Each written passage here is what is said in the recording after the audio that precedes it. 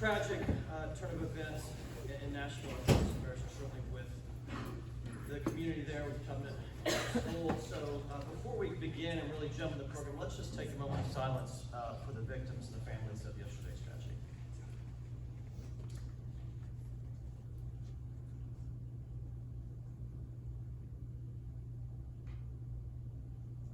Thank you. I want to start today's program officially by thanking our presenting sponsor, Williamson Health, for being a presenting sponsor for this event. We greatly appreciate what they do for healthcare across Williamson County. Love the new rebranding. So at this point, it's my pleasure to welcome Michelle Simpson to the stage. She's the Director of Marketing Communications for Williamson Health. Michelle.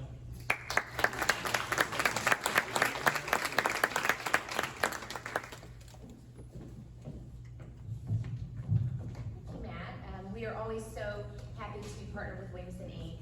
We love being at all the different events. And of course, our mission is to provide high quality health care throughout all of Williamson County. And of course, Nolensville is a huge important part of that. And we are so proud to be here. In case you don't know, we do have now our second EMS location in Nolensville. So that recently opened. I recognize some of you from our ribbon cutting event. But we have an EMS station on Sunset, and then we have one on Nolensville Road. We also have a primary care physician's office in town. We have two doctors there, Dr. John Thompson and then Dr. Jacqueline Gentry. And then we also have our bone and joint clinic, which offers urgent orthopedic care and then also rehab and physical therapy. So we are so excited to be in Nolensville. We're continuing to commit to this community and to offer as many services as we can. And part of the rebranding, we did want to let people know Williamson Medical Center was no longer just a hospital over in Frankfort. We have grown to this regional system, which includes over 30 different locations, which includes our physician offices, our bone and joint clinics, our EMS offices. We have the Monroe Carroll Jr. Children's Hospital Vanderbilt at Williamson Medical Center. We have a Turner Dugas Breast Health Center. We have all the different services you can need. So instead of me continuing to explain all that, I'm going to show two quick videos. The first one just to talk about the rebranding process that we went through and how we did it. And then the second is it's about a 6-month-old video. So it has our old logo on it, but it's a really great look at our EMS services, all that we have to offer. So I wanted to show that too. One thing to pay attention to in the video, we're trying to make sure that everybody in Williamson County understands the Williamson Health EMS. The EMS here in Williamson County, we partner with the county government on that. We are the only ground 911 provider in the state that can carry blood products on our trucks. So that means if you need blood in the field, on the side of the road, in your home, we can provide that through the Williamson Health EMS. Only one in the state that can do that, ground provider, and then only one of 7 in the whole entire country. So the Williamson Health EMS, Williamson County is committed to really offering our residents the best care we can. So that's exciting. Okay, 2 videos. Thank you.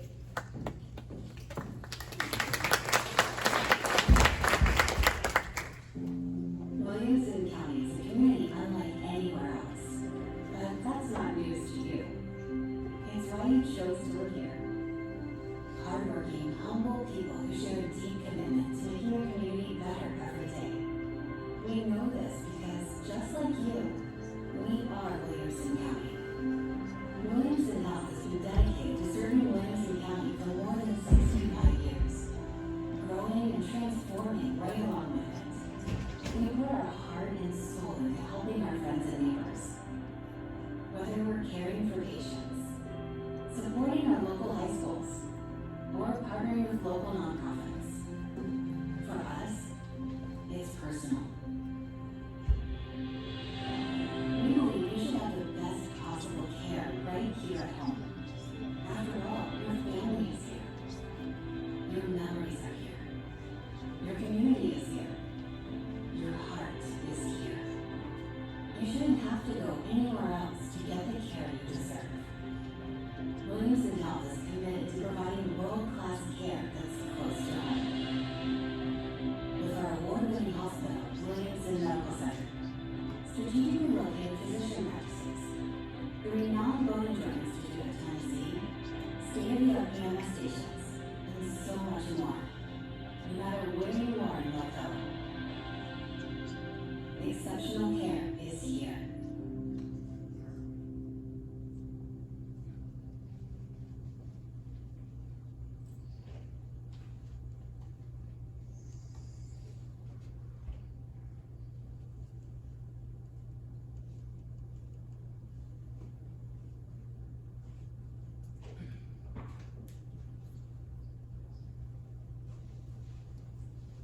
One thing I'll say while they're finding that other video, in that new commercial that we just showed, it was really important to us to show as many real patients as possible, and of course staff as well. So we went and we found grateful patients in all the different communities, and so we're really trying hard to show in all of our new promotional materials, local places with local people. We didn't want to use stock images. So hopefully you saw some friends or neighbors. 911, what's your emergency? We only know 2 speeds. We're either busy or super busy.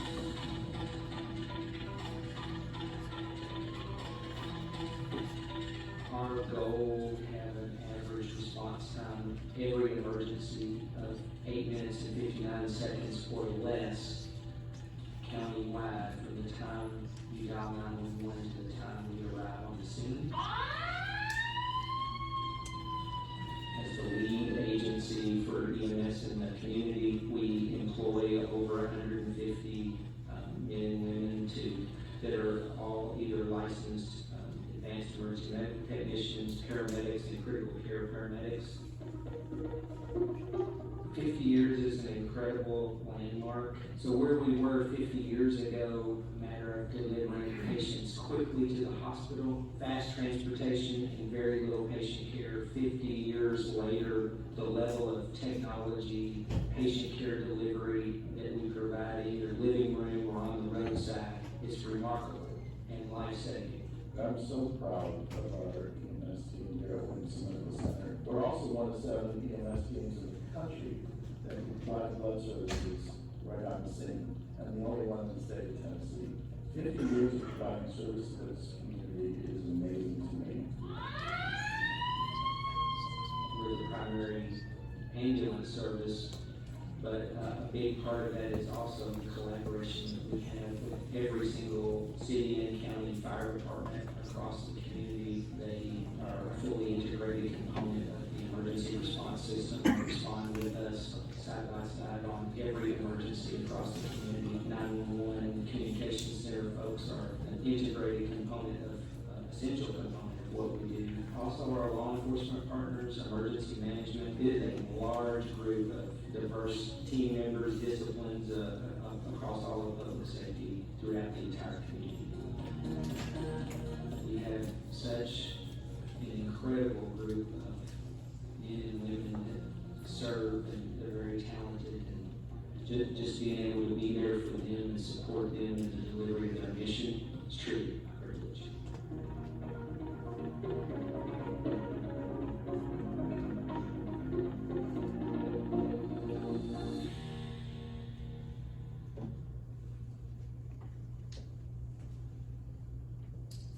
Great, thanks. One more hand for Williamson.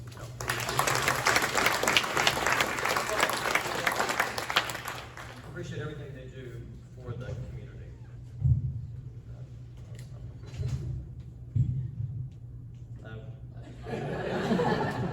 Anyway,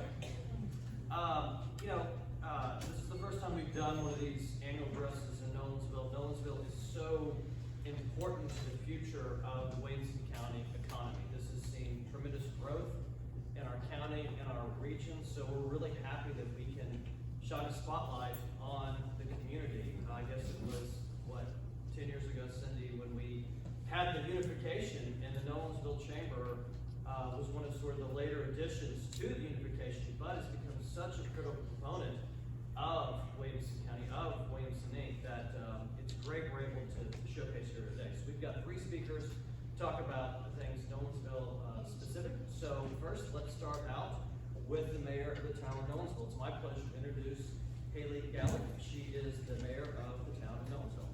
Thank you.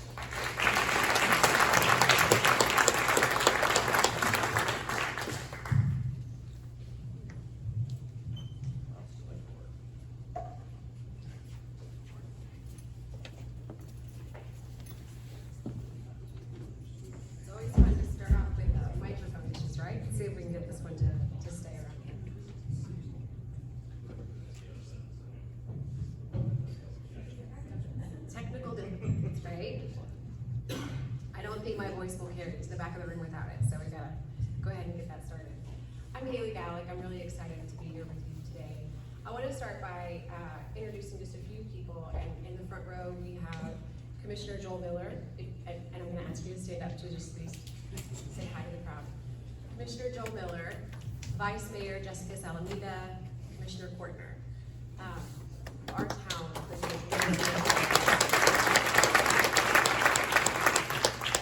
and I want to make sure that each of you are aware of them. Commissioner Adams was not able to be here with us today, but I know that he supports the chamber and supports each and everything that you all are doing as well in the community. And I would be remiss if I did not introduce as well County Mayor Rogers Anderson, who is sitting on this side. And we just appreciate the time that you guys have taken to come to this Nolensville annual address. And if you can't tell, I'm a little bit nervous, so I appreciate your patience.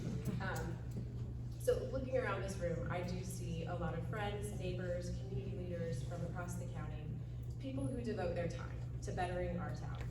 Many of you are also vital to operating local businesses within our community, and I want to thank each of you for being here and all the ways that you support Nolensville. Our town would not be able to provide the services that we provide without each of you. My husband Mike, who's also in the front row, moved to Nolensville in 2009, and we have seen a lot of growth over that time. We have 2 children at Mill Creek Elementary, and our 4-year-old will start kindergarten in just over a year. We love this community and everything that it has to offer, and I'm really glad also that Jason Golden's able to be here to share information with you as well. I've only been mayor for a short time, since December of 2022, and I've been a commissioner since October of 2020. For many years though, Nolensville has been working on a number of projects aimed at serving the citizens of our town. And I'm gonna share a little bit about what we've been working on. The projects and updates that Victor Lay and I will share with you are a team effort between the Board of Commissioners, the town staff, the countless volunteers that advocate in our community for everything from public safety to beautification and connectivity. We are stronger together, and the strength of our community comes from each member and their willingness to work together, serve others, and see the potential of our small town.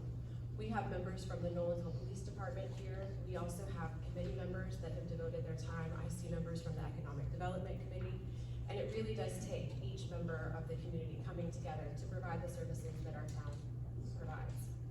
We have seen the average home price in Nolensville rise to a current amount of around $750,000, meaning that while historically Nolensville has been one of the most affordable places in Livingston County, the secret of how great our community is out. And affordability is an issue that we will continue to have to watch. With the town tax rate of 29 cents, the average taxpayer in Nolensville pays just $45 a month for police, fire, public works, and town services that we provide, including the community building events like the annual breakfast honoring our veterans, the 4th of July celebration, along with other events throughout the year. If you live in this community, you know how much we value our police department, how much we value our fire department.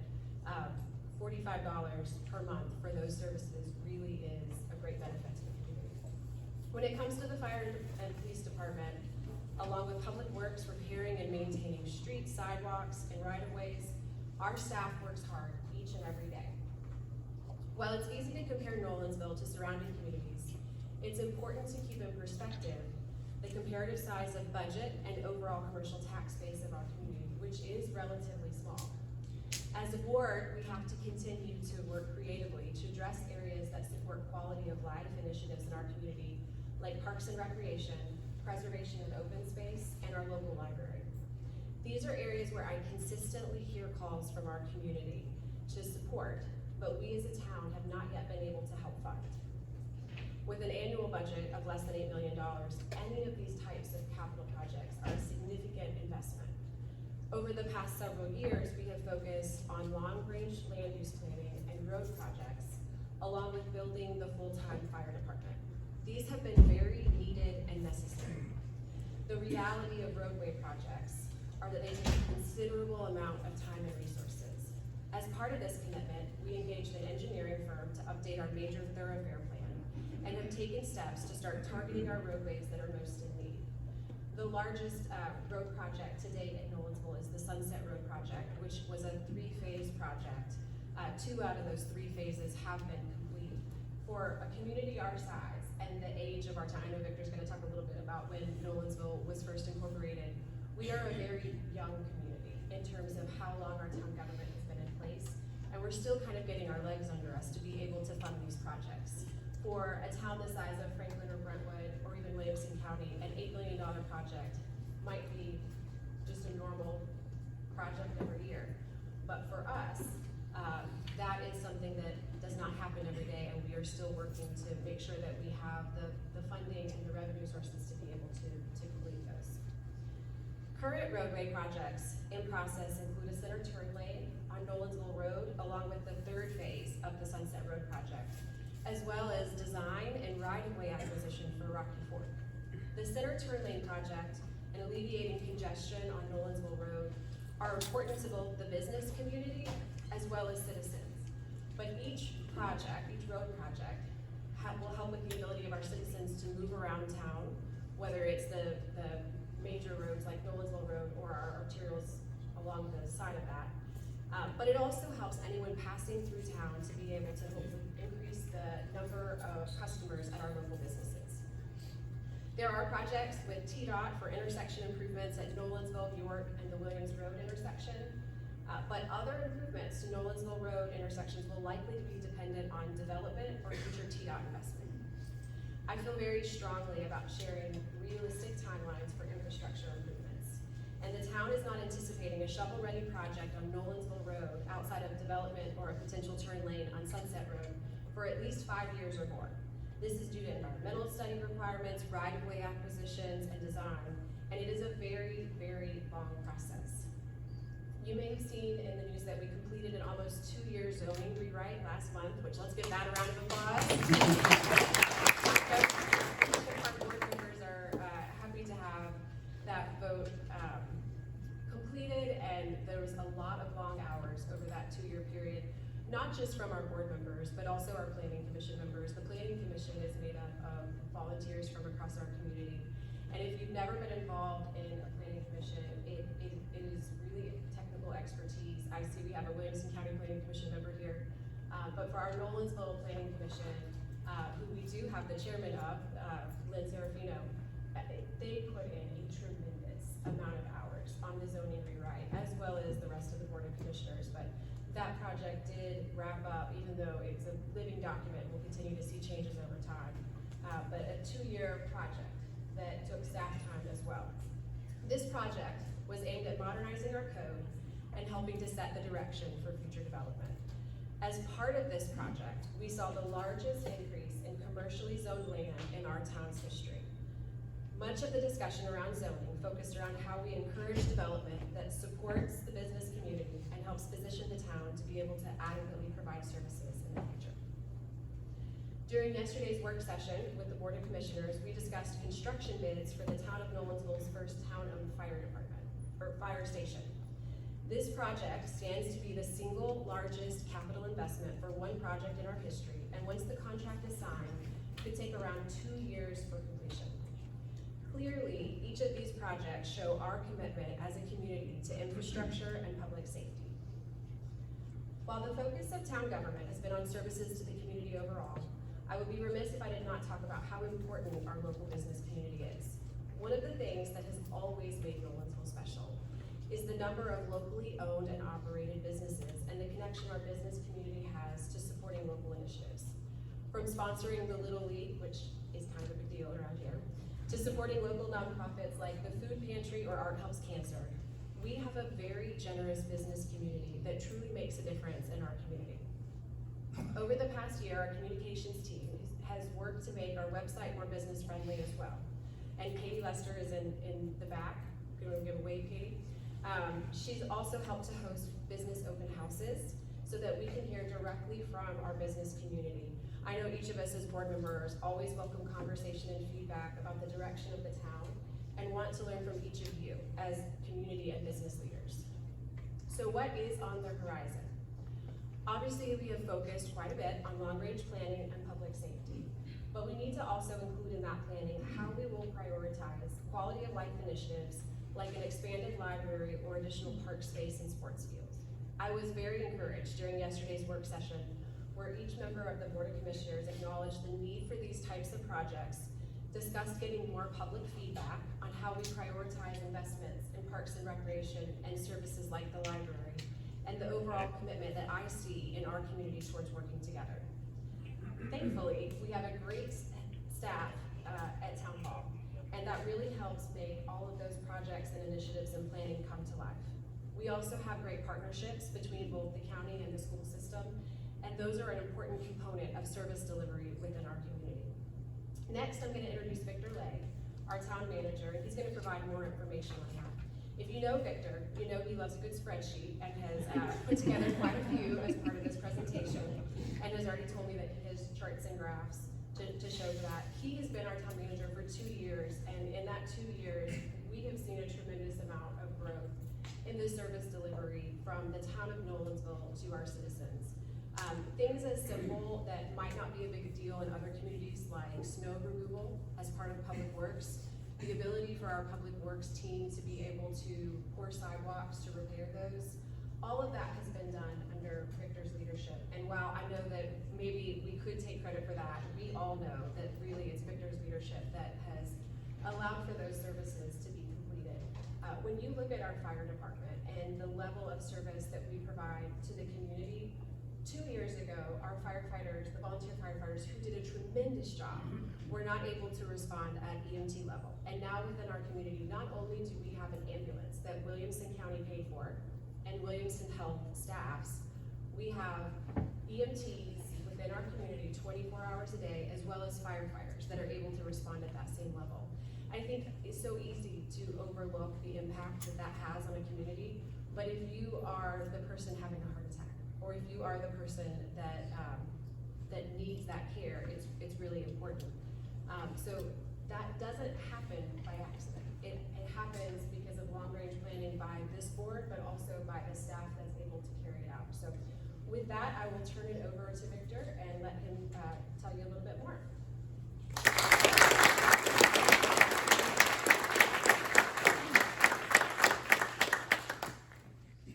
Good morning, Nolensville. All right, I'm a roamer, so I like to have the mic in hand. All right, oh, that's a good-looking guy. All right, Nolensville, let's see if this works. So I want to talk to you a little bit today about some of the growth trends that are going on in the city. Haley did an excellent job in just kind of giving you an overview about some of the things that have happened and are going to happen. So let's just start with just a little bit of history. Right here is the hand-drawn, colored, crayon-colored image of the zoning map in 1996 when the city was incorporated. It had been established way back in the late 1700s, but actually got incorporated in 1996. So, pretty small area. If you're familiar with Nolensville, this was the first zoning map, which was in 1999, put together. And here is a comparison of what Nolensville's city limits are today versus what they were in 1999. You can tell that it's expanded a little bit. And then, of course, we've got urban growth boundary, which are beyond those limits. Actually, our urban growth boundary is, again, is not twice the size, but it's 100% of the size of our existing town limits. So we have about 10 square miles and within the town limits, and about another 10 square miles of urban growth boundary outside of it right now. So, all right. I'm going to get to the right chart. It looks like some slides that I have hidden. Let's see what's going on there. We'll go to this one. This one looks better. All right. Of the income that comes into to Nolensville for our general fund, comes from 3 primary places: your sales tax, your property tax, and state shared revenues. So for us, building permits are a big component in generating population, which generates sales tax and property tax, right? So from that growth, it doesn't go all the way back to 1996, couldn't find those records, but it did get it all the way back to 2005. You can kind of see a trend in the building permits. And of course, in the 2009 area, that was when the whole economy around Tennessee really bottomed out. And you can see it started to pick back up, and around 2019 was kind of a peak year. We had a lot of townhomes that were constructed that year with a little over 400 plus building permits. And then it has dropped down to kind of a more manageable pace of around the 200 this last year in 2022. We had about 192 new home building permits. We've started out, this is 23, we've started out with 40 so far, which if we track the tendency, then that's going to put us in that 200 range for 2023, unless there's a dramatic change somewhere else in the year. The population has increased obviously pretty significantly, starting on the way back on the right, or on the left, 2005, you were less than 4,000 population. Today, the estimated number, our official number, is 13,829. That was the 2020 census. However, they update that number, and in 2022, that number was almost 16,000, was in the high 15s. What's interesting about those numbers is that they kind of lag. So the 2022 number was actually the full count of everyone that was here in 2021, and it became your number in 2022. So if we added on all those folks that moved here in 2022, our population's probably in excess of 16,000 now. So sales tax. Sales tax, obviously one of our big generators for our revenue. And what's really interesting is the dramatic growth of sales tax, because normally you would see that tied in to your brick and mortar businesses as all this commercial comes in, and some of it is. But also the state of Tennessee, along with other states, have now started taxing internet sales. And that actually has become a very, a blessing, if you will, to Nolensville, because our population is not necessarily traveling out of the city to go shop at other places. In fact, we see a stark change in around the 2020, the COVID era. We saw a big change. I'm going to show you this. The purple line is brick and mortar sales. The yellow line is internet sales. And so you can go way back, and even as far back as February of 2017, we were beginning to have some internet sales that were getting some tax on it. And those were places probably that had a location inside Tennessee, and so they had to charge sales tax, and that got remitted back to us. But if you start looking at around the 2020 time frame, somewhere right in here, this is January of 2020, we start seeing this right here. And so what happened? Everybody had to stay home, right? COVID hit. Everybody stayed home, and what they do? Shopped. And that became a windfall for the town, because number one, we started getting that sales tax that had been going, sorry if there's anybody from Franklin, had been going to Cool Springs, had been going to some other places. It now started staying in the community. But it also changed the dynamic with people, and they got used to shopping online, and they've continued to shop online, to where now the majority of our sales tax that we get, roughly about 55 to 60% is coming from online sales. You can see that at least at one point, this was in October, right in here, that we had somewhere in the neighborhood of about 60-65% of our sales actually came from online shopping. So that's a big windfall for us. And it really helps and levels the playing field for all small towns that don't have a lot of brick and mortar. So, that was our old zoning map. That's a draft of it. Here's the new zoning map that Haley talked a little bit about. 2 years of progress in working this out, and it was a lot of effort. It was a huge lift, not just from staff, but from all of the volunteers that sit on the committees, the planning commission in particular spent hours and hours. We have a lot of public engagement, a lot of public comment. The planning staff generated memos and memos and memos, and then a lot of time in it with our consultants involved. But we've got it done, and that's what we're going to be building on. And so one of the things that I would do is every time we would have an iteration of this, I would try to run an analysis on it to see, well, what is that going to look like? How's it going to help us to grow? What kind of population would we expect out of that? How many homes are going to be built out of that? And so I would run out of, I think we had something like 13 different scenarios by the time we got to the end of it. And I would run through a spreadsheet like this.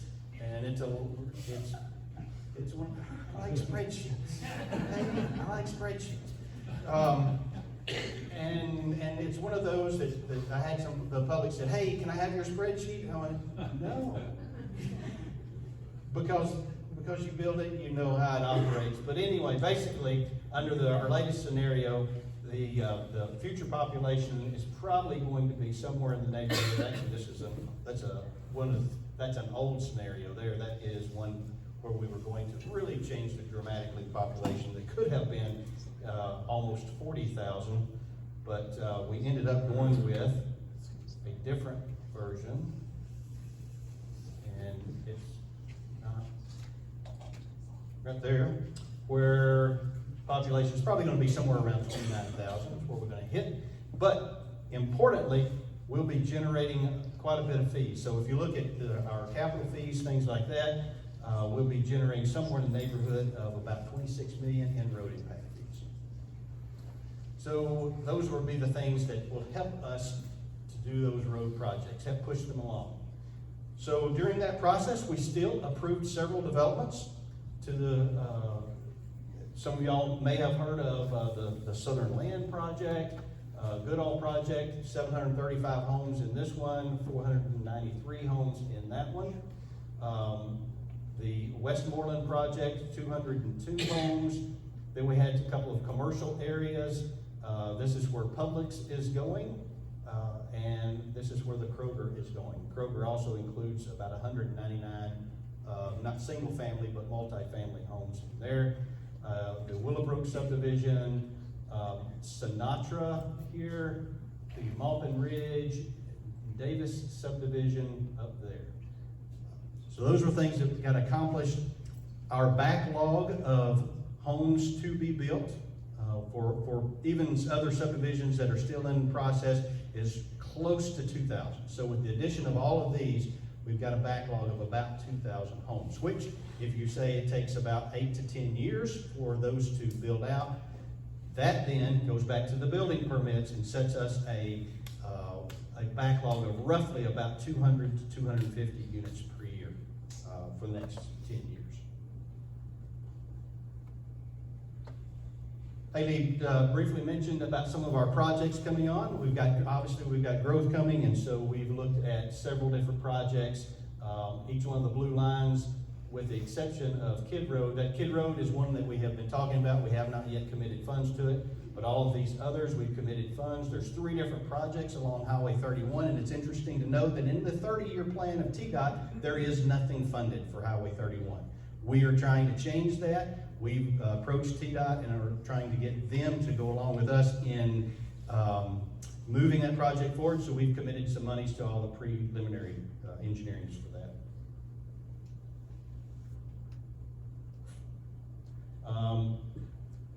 That's our major thoroughfare, and that just, if you added up all those dollars, you would find that there are millions and millions and millions of dollars of road projects that are needed in Nolensville. And if I can close out. Oh, there you go.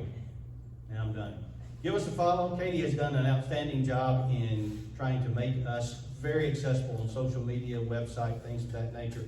So give us a follow. Watch what we're doing. We've got some great things coming. We've got a great council who's eager to make things happen in Nolensville, and we're very excited about it. So thanks for coming.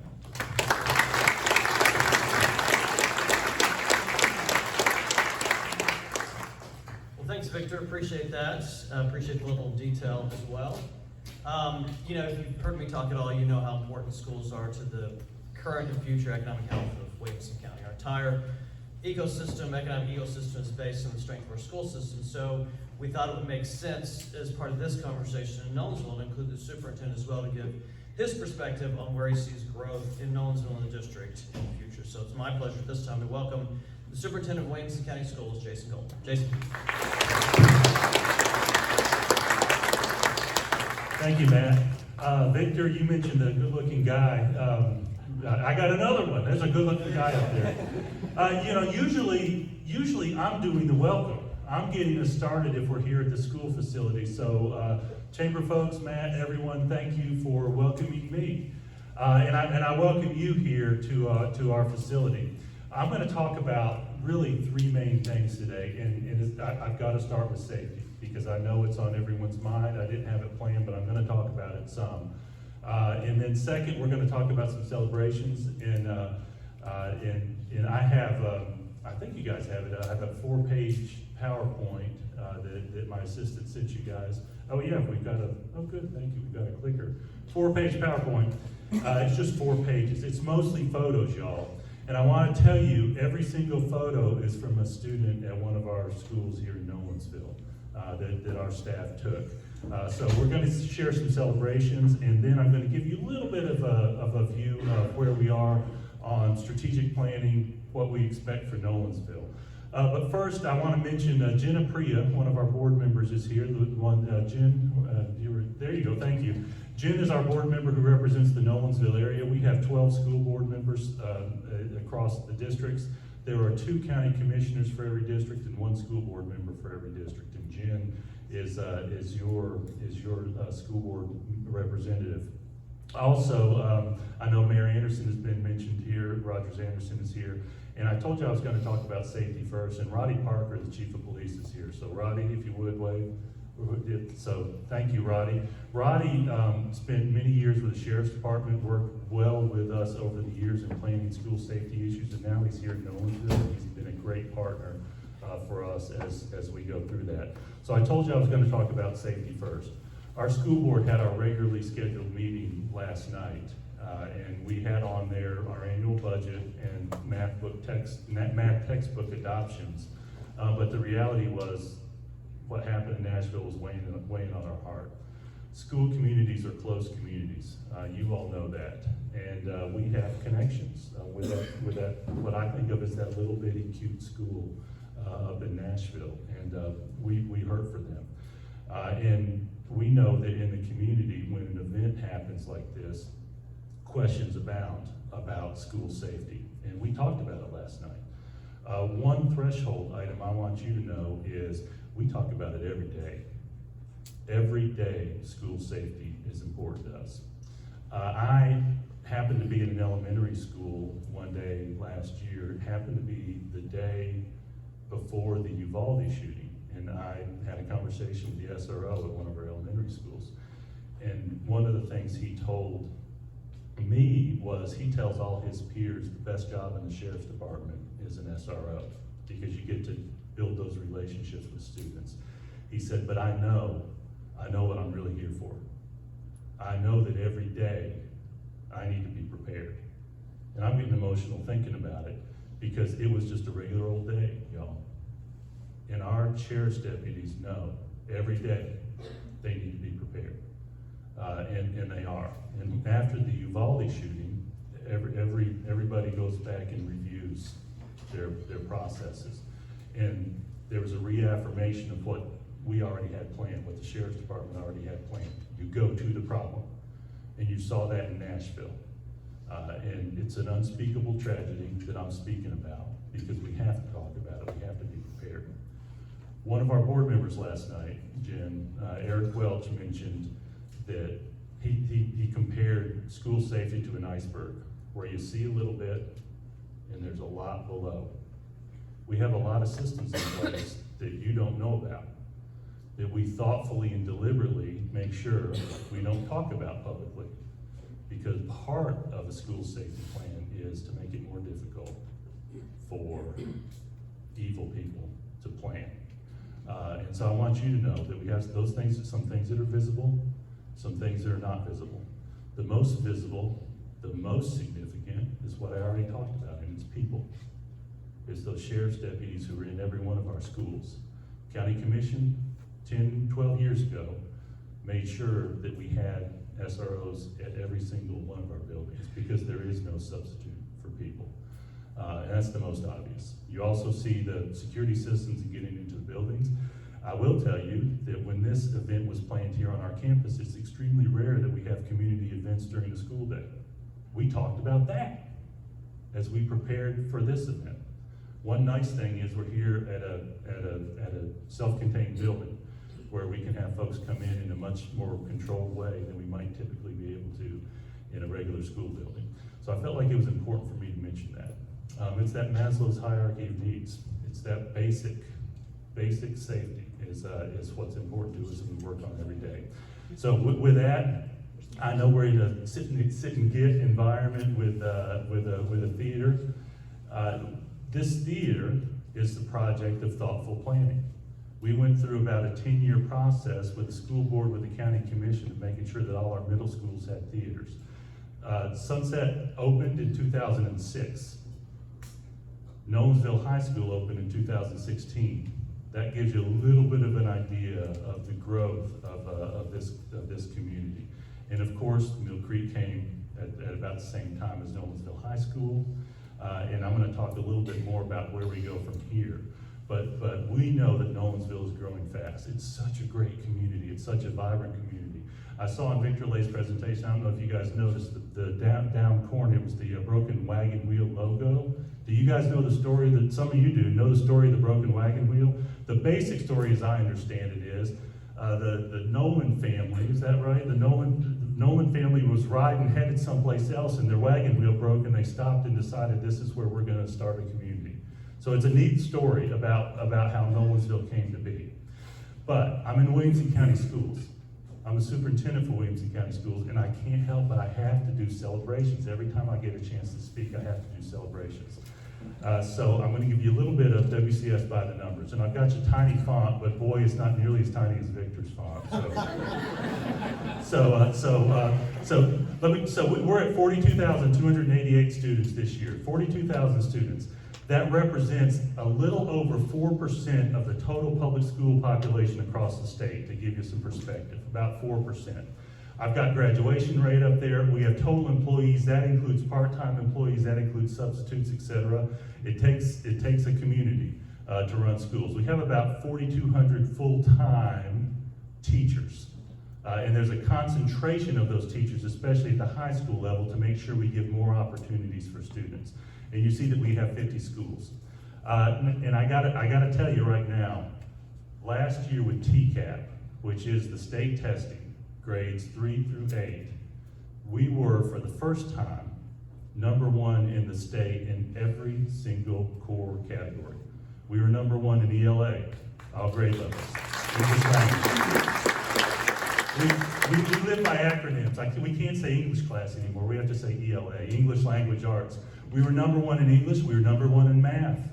Well, you don't have to clap every time. We were #1 in math. We were #1 in social studies. We were #1 in science, in all those. We were also #1 in a lot of our high school end of course tests. It's incredible. We've been good for a really long time, and yet still we find these ways to excel and grow. And I'm just astounded every time I hear those. You know, we wonder, where can we go? Where can we go? Well, I tell you, we can go up. We can continue to go up. So, academics, arts, and athletics. Our vision statement is that Williamson County Schools will provide a supportive environment that challenges students to excel in academics, athletics, and the arts. That supportive environment that challenges. That's a tough combination, y'all. We support and we challenge at the same time. And I know that those of you who are parents, that's what you want to do too, right? You support your children, but you also challenge them. That first little bullet there, National Merit Finalists, we had 78 National Merit Finalists this year. When COVID hit, we were hovering around 50, 51, 52. We were by far, for our size district, the most National Merit Finalists in Tennessee. National Merit is a national competition in essence, for huge scholarships. Most every college has some massive scholarship for National Merit Finalists. There's a limit nationwide on how many National Merit Finalists there are. So when you have growth in your National Merit Finalists, it's a direct evidence of how you're doing compared to the rest of the country. And it's based on PSAT scores and related skills. We were around 50, 52. We got up to, if I'm not mistaken, 70, maybe 71 in 2020. And I told the board, I attribute that to COVID. We fought the battle and we stayed in school, and so I thought we had a spike. Well, we set another record this year. Ever since then, we continue to set records with more National Merit Finalists, so we're super proud of that. We're super proud of the academic success of our students. And I've listed their all-state band, chorus, orchestra. 42 students made those all-states in arts. And we've got TSSAA and Tennessee Middle School Association state championships just to date here in Williamson County Schools. A couple of years ago, we're sitting here in Sunset Middle's auditorium. A couple of years ago, we decided to join the Middle School Association statewide. We just would play against ourselves at the middle school, but we were encouraged from some of our neighbors, come join TMSAA. And some of our neighbors to the east said, you guys are going to become the SEC of middle schools the moment you join middle schools. And well, sure enough, we have. Maybe ACC, SEC, I don't know, but it's a fun competition for our middle school students. Now they're competing against their peers in other parts of the state, and ultimately that's been good for them for that competition. So we celebrate that. We know that many folks come to our community because of the success of our schools. And it's interesting because it's symbiotic.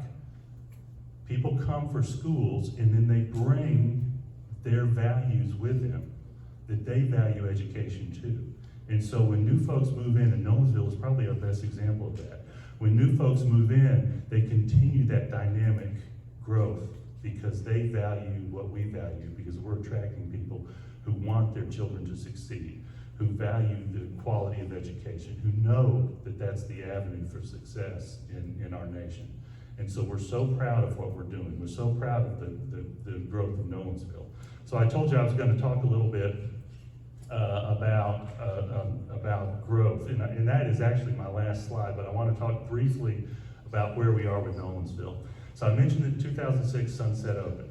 We've done some expansions. We've included this new theater. When Nolensville High School opened, how many of you lived in Nolensville when the high school opened? Can you agree with me that Nolensville High School's opening was the single most important community center that Nolensville had?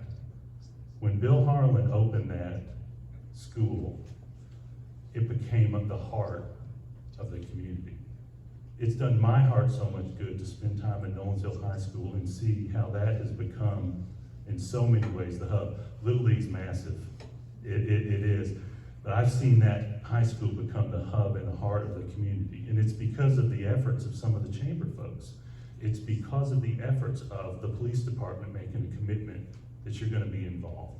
It's because of the efforts of businesses in supporting the school.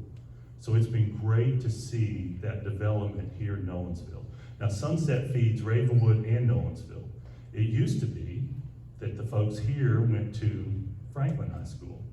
It used to be that the folks here went to Brentwood High School. As we continue to grow, the schools get closer and closer to every community, and it's been nice to see that. A lot of our students here do attend Ravenwood. Ravenwood is fighting every year to be the top academic school in the state. They're typically fighting with Brentwood to be the top academic school in the state. But no matter where you are, if you're here in this community, you're going to be headed to an excellent high school. So we're very proud of that. Victor talked about growth. I know that's on y'all's mind with growth. I got to mention, we've worked with Victor for a number of years. He was at Spring Hill and worked through their high growth times. Whoever decided to hire Victor for Nolensville had a lot of wisdom, because he's got a lot of experience and a lot of skill that he's been able to bring here to help you all make good decisions with where you're going. So he's good to work with. We have rezoned. How many of you experienced the rezoning as a parent? We just recently rezoned for next year because we continue to grow. The Nolensville Elementary School has been overcrowded. We've done a little bit of rezoning. We're gonna continue to be overcrowded here because we have on our 5-year capital plan a new elementary school in the McFarland Road area scheduled to open in 2025. We've been working with Southern Land. We're working on getting a school site for that. And Victor mentioned Southern Land. Southern Land's been a good partner to schools. Perry Creek Elementary, which is on the west side of Franklin, was actually donated. The land was actually donated by Southern Land for us to have a school serve in that community. And we're working on something similar with Southern Land so that we can have that school there. We have also scheduled right now a new middle school on Jordan Elementary's campus, again, scheduled for 2025, 2.5 years or so out from now. A lot of that's gonna be driven by the growth. Those schedules that we have are gonna be driven by the growth because it's expensive to build those schools, and the county commission has been good to support us. We're excited about where we're going. We've completely blown up y'all's schedule. I don't know if you know that. And I know that we've got a Q&A scheduled. But I want to again thank you all for coming to campus. Thank you for spending time supporting us. Thank you for being such a good partner to our schools. And continue to do those sponsorships at the middle school. If you're a business leader, continue to do those sponsorships at the middle school and at the high school. So with that, I see Paula Chilton walking. Oh, no, they're leaving. Oh, okay. Okay, all right. Yeah, okay. Thank you, Jason. Appreciate that. So you stand here. Victor, Mayor, if you'll come up, we'll spend a few minutes. I definitely want to protect this time to make sure we have a chance for audience interaction. Great presentations this morning. Really glad we were able to do this event and bring this kind of content to this very fast-growing community in Williamson County. So as we set the chairs for this conversation, be thinking of questions that you have for the group. Thanks, Nick. Thanks, Kel. Great. And we'll share the mic. All right. Okay. I'll stop the refresher. All right. What questions do we have from the audience? We don't get a chance to do this at too many of our larger events, so this is a great chance to do this. Anybody have any questions for anybody in the group? Yes? On the permits, do we know how much of that is single family versus multifamily? Like, would a multifamily just be one permit, or is it? Actually, for the permit side of things, multifamily is only for the overarching building, so it's not individualized for like a single apartment. It would be individualized if it's a townhome because those are individual structures. But for instance, in the Darcy area, there are about 200 total units. 199, I think, is what got approved there. Yet on the permit side, I think 36 permits show up for them. And for all of the development that we've had in Nolensville, we've had townhome development, which would be individual permits. It's just recently that we've seen any of the multifamily, and it's based off the square footage. Good question. Anybody else have any questions for the group? Yes?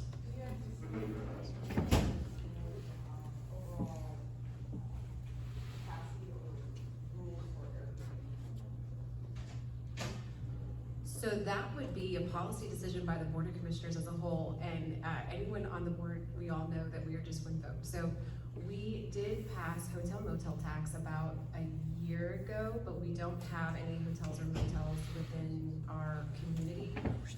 So if there was movement to make any policies related to Airbnbs, it would, it's not something that has come before the board, and so I couldn't speak for the board as a whole on that. We've had a couple of inquiries where folks have reached out to us and said, hey, I'm interested in this, tell me more about it. Right now, we don't regulate it beyond what the state's regulations are. So. Thanks. Anybody else have any questions for the group? Yes, yes, sir. You were talking about the Highway 31 updates. What are we gonna do to fix the neighborhood roads too? So neighborhood roads, like you're talking about the local ones that are running right in front of your house. So, we have a pavement plan, where we've gone in, this was accomplished about 3 years ago, I believe, where they surveyed every road, and they, took a look at its condition, its life, things like that, and put together a comprehensive list of, here's when roads need to be, resurfaced. And so we look at that list every year, we go to that list, where are our roads for this year that need to be resurfaced, and that's how we build that up. I was just curious, 'cause I live in Denver and I drive up all the time, so. Yep, that's how we go about it. Jason, I've got a question for you. You mentioned talking about working with Southern Land on siding schools. Talk about the school siding process. I think that's really interesting to make sure people understand how that actually works. Thank you, Matt. So number one, we have a software system where every one of our students' locations is identified and we can map them and with little bullet points across the community. We have a system within that where we can create polygons around that and determine by grade level, by numbers, where our students are. So we have that system in place for our current students. We also project growth based on a multitude of items, including conversations with county and municipal development groups. We have a really good ongoing conversation and relationship with every city planning group.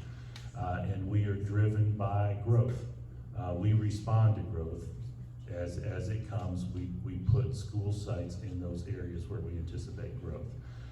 There's a lot of discussion nationally about creating community schools. And naturally, when growth comes, we tend to create schools in the communities because that's where the people are. Just to really boil it down, Victor might appreciate this. I know when somebody runs a sewer line, we're gonna have a school there in a couple of years. I mean, it's really that simple, because that's when homes come. So that's our process in evaluating location and need. Now, the county commission has a role, and city planners and elected city bodies have a role on where the growth is.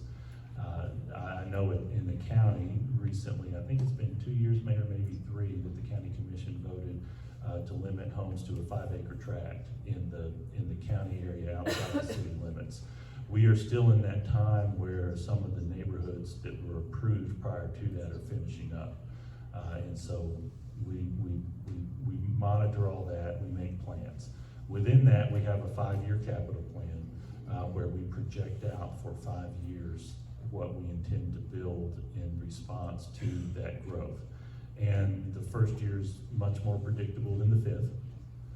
And every year we evaluate it and make adjustments based on that. So I mentioned earlier that a lot of that depends on growth when those schools come.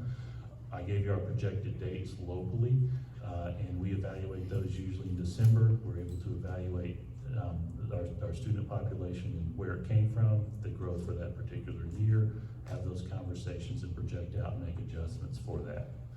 Our school board votes in essence on the expense side of all that. Our school board determines we need blank, and so we then go to our funding body, which is the county commission, and they make the decision on the spending side and what they can afford and how they can pay for that. And so it's that dynamic of constant movement. We get growth coming in, we address it, and we build schools and school facilities to accommodate that growth. The state dynamic is interesting.